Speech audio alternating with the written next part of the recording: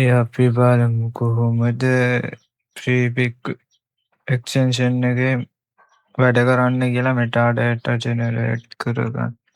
මුලින්ම අපිට ඕන වෙනවා API key ටිකක්. මම මෙතනින් API key ගන්නවා. අරගෙන මෙන්න මෙතන API key තැනට කියන තැනට ඇවිල්ලා මෙතෙන්ට පේස්ට් කරගන්න. පේස්ට් කරලා සේව් කරලා ඊට පස්සේ අපිට ඕන මොඩල් එක තෝරන්න ඕන මේ recommend කියන එක එහෙම තියලා පල්ලෙහාට එද්දි මෙතන keyword generation type එක තෝරන්න පුළුවන්. මම ඒකත් mix තියෙනවා.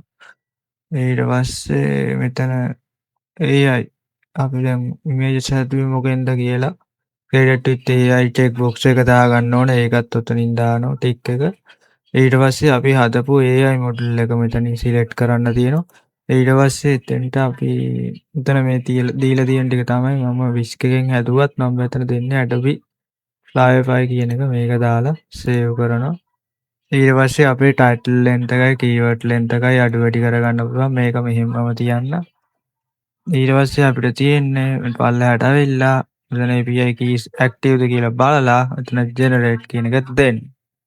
ඊට පස්සේ title and keyword automatically generate වෙලා මෙතන මෙහෙම save වෙනවා. බලන්න මෙතන time එක count වෙන්නේ automatically select වෙලා title keyword වැටිලා save වෙනවා.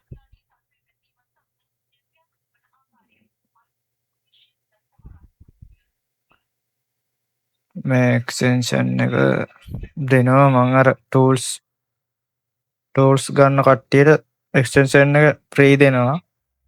කැමති කට්ටිය ඉන්නවනම් message එකක් දාන්න.